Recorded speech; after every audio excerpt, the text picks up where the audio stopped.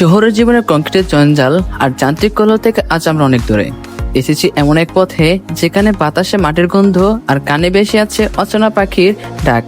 এই পথ ধরে আমরা যাচ্ছি এমন এক জায়গায় যেখানে সময় থমকে আছে, ঐতিহ্যের ছোঁয়ায় এক গ্রামীণ মেলা।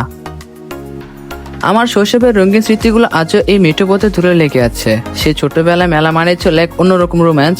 সেই রোমাঞ্চের খোঁজে আমি আবারও ফিরে এসেছি এই উৎসবে। দেখুন মেলার গেটে কি দারুণ ভিড়। এখানকার মানুষের চোখে মুখে আনন্দের এক অদ্ভুত ঝলক। মনে হচ্ছে যেন সারা গ্রামের মানুষ এখানে এসে জড়ো হয়েছে। এই মেলা শুধু কিছু স্টলের সমাহার নয়, এটি যেন গ্রামের মানুষের মিলন মেলা। যত ভিতরে আসছে তত চারপাশে কোলাহল বাড়ছে, কানে ভেসে আসছে বাঁশির সুর, শিশুদের হাসি আর বিক্রেতাদের হাঁক ডাক। বাতাসে মিশে আছে জিলিপি ভাজার মিষ্টি গন্ধ। এই অনুভূতিগুলো ভাষায় প্রকাশ করা খুবই কঠিন।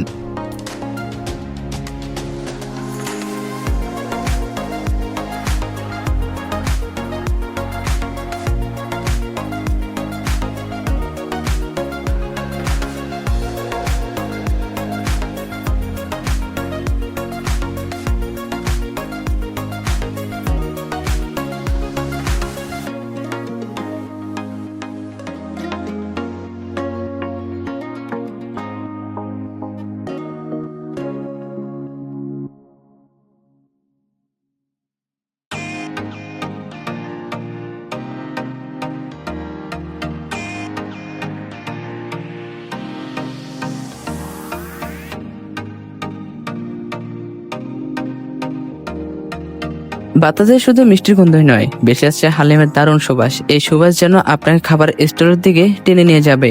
গরম গরম হালিম, তার উপর পেঁয়াজ, বেরেস্তা আর লেবুর রস, এই যেন আরেক রকম স্বাদ। আর তার পাশে দেখুন আচারের দোকান, বিভিন্ন রঙের আর বিভিন্ন স্বাদের আচার, যা দেখলে জিভে জল চলে আসেই। এখানকার শুধু আচার শুধু খাবার নয়, এটি যেন শৈশবের স্মৃতি।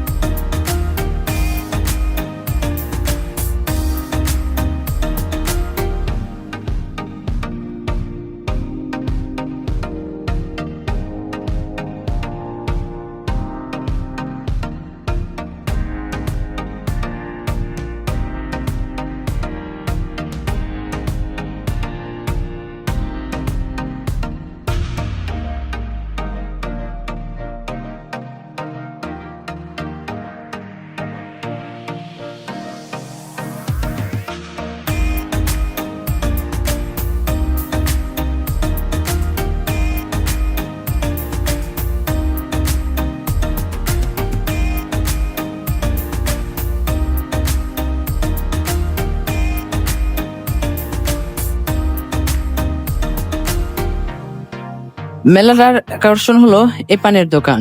নানা রঙের মিষ্টি পান, জর্দা, সুপারিতে সাজানো। পান বিক্রেতা যেন একজন শিল্পী, যিনি প্রতিটি গানকে এক শিল্পকর্মে পরিণত করেছেন। এই পানে শুধু উপকরণ নেই, আছে উৎসবের মেজাজ আর আড্ডার গল্প।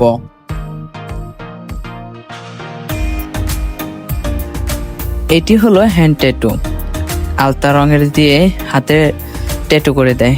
কত যে লাগিয়েছি ছোটবেলায় স্কুলের সামনে থেকে বা মেলায় গিয়ে, খুবই মনে পড়ে দিনগুলোর কথা।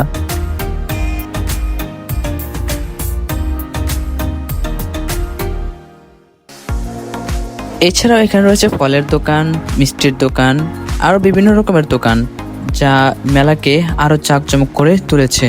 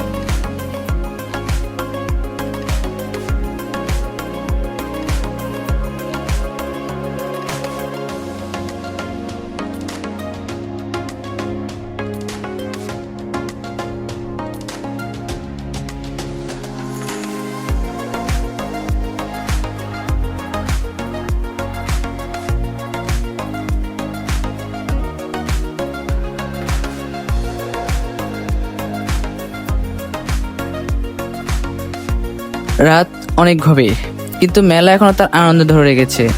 মানুষের মুখে হাসি, হাতে কেনাকাটা জিনিস আর মনের একরাশ ভালো লাগা। এই মেলা শুধু কিছুদিনের উৎসব নয়, এটি আমাদের ঐতিহ্যের এক চলমান প্রতিচ্ছবি। আজকের মতো এখানেই শেষ করছি। যদি আপনারা এই ধরনের মেলা ভ্রমণের অভিজ্ঞতা থাকে তাহলে কমেন্টে আমাদের জানাতে ভুলবেন না। ভিডিওটি ভালো লাগলে লাইক করুন, শেয়ার করুন এবং আমাদের চ্যানেলটি সাবস্ক্রাইব করুন। দেখা হবে পরের ভিডিওতে নতুন এক গল্প নিয়ে। ততক্ষণ পর্যন্ত ভালো থাকবেন। আল্লাহ হাফেজ।